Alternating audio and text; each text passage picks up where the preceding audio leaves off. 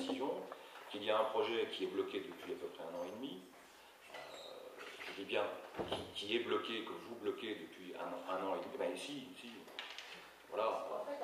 Non mais cette théorie, oui, voilà, oui, bien sûr, j'ai tort. Vous avez donc bien lu le journal. Hein, voilà. Écoutez, cette théorie. Voilà, mais ça c'est votre théorie.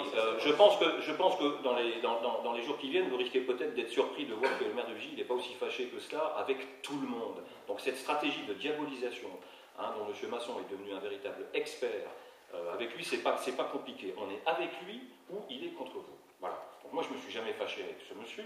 Je n'ai pas de problème fondamental avec lui. Vous savez, je suis un petit maire élu depuis 3 ans. Donc moi, je n'ai pas vocation à faire allier avec Jean-Louis Masson.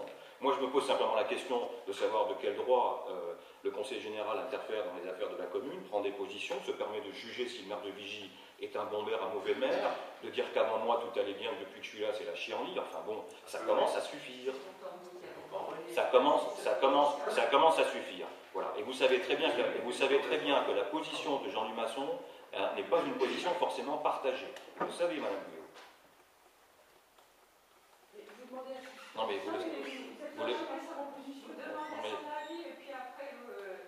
Non, je lui demande. Non.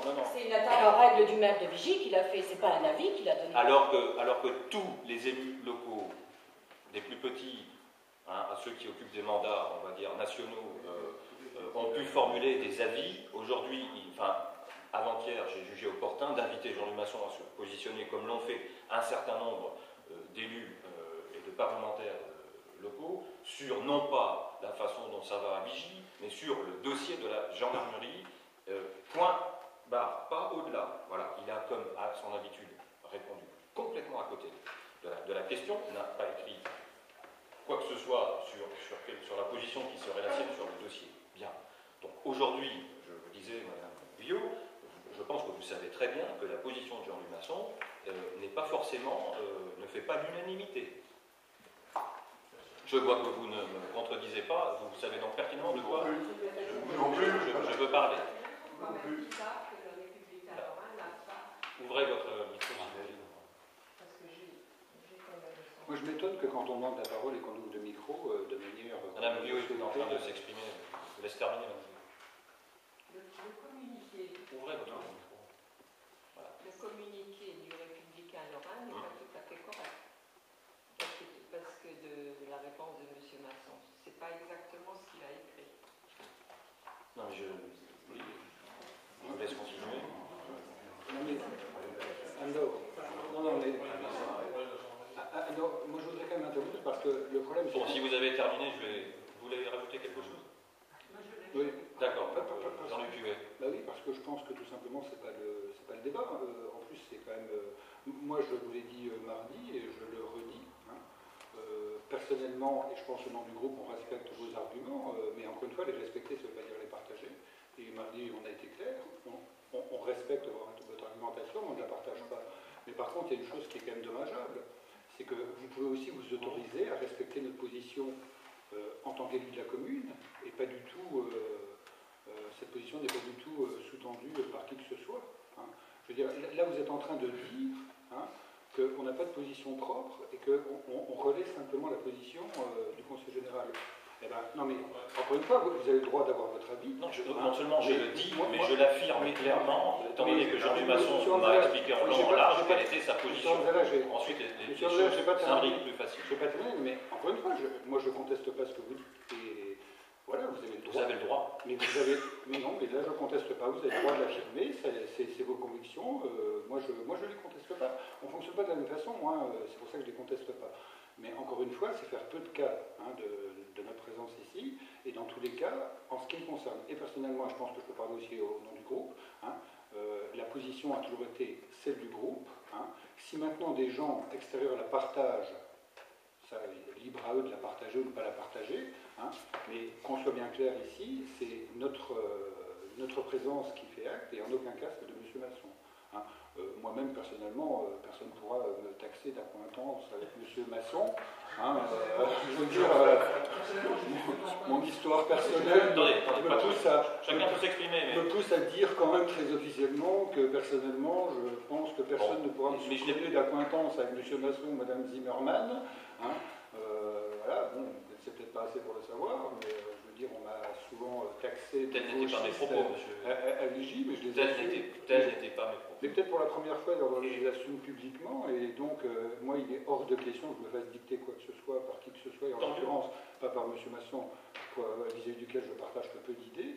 Hein, maintenant, si de fait il est d'accord avec nous, on ne va pas reprocher à des gens d'être d'accord avec nous. Hein, mais je pense qu'il y a d'autres personnes qui sont d'accord avec nous, parce que moi je ne veux pas polémiquer, mais on ne peut pas dire qu'il y ait une grande présence d'élus parlementaires à la manifestation, de maires d'autres communes, et même nombre de citoyens de Vigie. Donc, je veux dire, il y a d'autres manifestations qui effectivement ramènent foule. Bon, je veux dire, les gens étaient là, il y avait un peu de monde, mais je veux dire, c'était manifestement. J'ai lu ce qui a été publié hier sur mais Pierre Leroy souhaite. Dans tous les cas, je terminerai juste en disant que je pense qu'il faut arrêter de faire des transferts de responsabilité et de parler de gens qui ne sont pas là, hein, parce que c'est en aucun cas eux qui décident de ce qui se passe au conseil municipal à Vigie. Je pense que autorisez-vous à écouter notre avis et pas forcément les avis extérieurs. Et puis la troisième chose, c'est que je pense que le débat a eu lieu vendredi, il a continué mardi. En ce qui nous concerne, je pense que tous les arguments, on les a entendus de votre part, vous avez entendu les notes de notre part. Mais non, justement, voilà.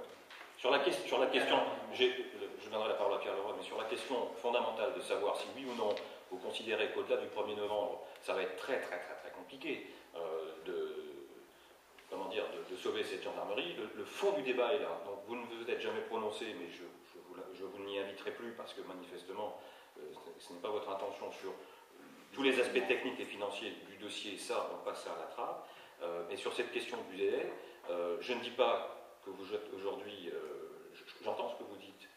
Je dis simplement qu'il m'apparaît qu'il y a des convergences d'intérêts. Alors, vous citez le groupe monolithique, le groupe. Bon, le groupe, c'est fait aussi d'individus. Et il y en a 8, bien, qui ont peut-être sur beaucoup de sujets un avis en commun, mais la question que je pose, c'est est-ce que sur d'autres sujets, l'individu peut surgir et exister dans le groupe? Donc, j'ai bien entendu. Est-ce que dans votre groupe, c'est possible aussi? Mais est-ce qu'à part la position de M. Vanzella, maître de séance, est-ce que quelqu'un peut avoir une opinion différente? J'ai pas l'impression. On parle des fois de choses en commission. Il n'est pas à moi qu'il faut poser la question. Quand ça revient ici, c'est complètement oublié, complètement mis de côté. Mais poser alors, la question. ce que je voulais dire aussi par rapport à M. Masson, vous pouvez sûrement pas moi me taxer d'être inféodé à quelqu'un, à Jean-Luc Masson. J'ai fait 2 campagnes activement aux élections du Conseil général avec André Stémar, 2 fois de suite.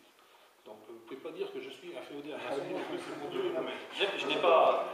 Moi, je n'ai pas utilisé ces propos. Je dis simplement que la position que vous avez publiquement écrite, noir sur blanc, le 14 octobre, visant à dire le problème du 1er novembre ne se pose pas, le maire de Vigie est le seul à brandir ce risque, c'est exactement la position de Jean-Luc Masson. Alors, est-ce que c'est lui qui a la même que la vôtre, ou vous qui avez la même que la mienne? Moi, je dis simplement que la question est clairement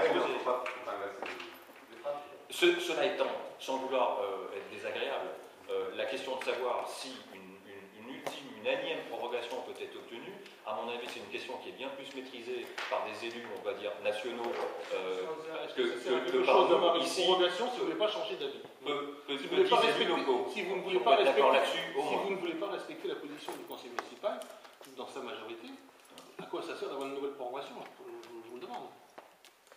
Oui, moi, je ne demande pas à ce qu'il y en ait une. Je dis simplement qu'il y a un dossier qui est prêt aujourd'hui, qui a un contexte qui est clair, que ce dossier n'a que trop traîné, qu'il est aujourd'hui bloqué depuis de nombreux mois. D'ailleurs, il était achevé avant que vous soyez élus et depuis, je veux dire, il est complètement bloqué, il n'avance pas. Donc, je vais mettre un terme à cette stratégie où je suis moi désigné comme unique et seul responsable de tout ce qui va mal à Vigie. Voilà. Maintenant, c'est bon. Ça suffit, les masques sont tombés. Moi j'ai mon avis, chacun a le sien, c'est justement les avis des individus auxquels je fais appel. Voilà. Alors la stratégie... Pardon ? Je crois que les premiers qui ont fait état de cette éventualité sont plutôt de ce côté que du vôtre. C'est pas ce que demandait M. Leroy. On l'a posé il y a 2 semaines. On l'a posé il y a 2 semaines. La question s'adresse à vous personnellement, pas à la grande M. Danton l'a proposé, on le propose. Non, j'en ai parlé le 28, Yves Planton a reposé la question, un certain nombre d'élus de votre groupe se sont clairement positionnés. Si j'en ai parlé, c'est parce que je considère qu'effectivement, aujourd'hui, le fonctionnement, on ne peut pas vraiment on ne peut... Pardon ?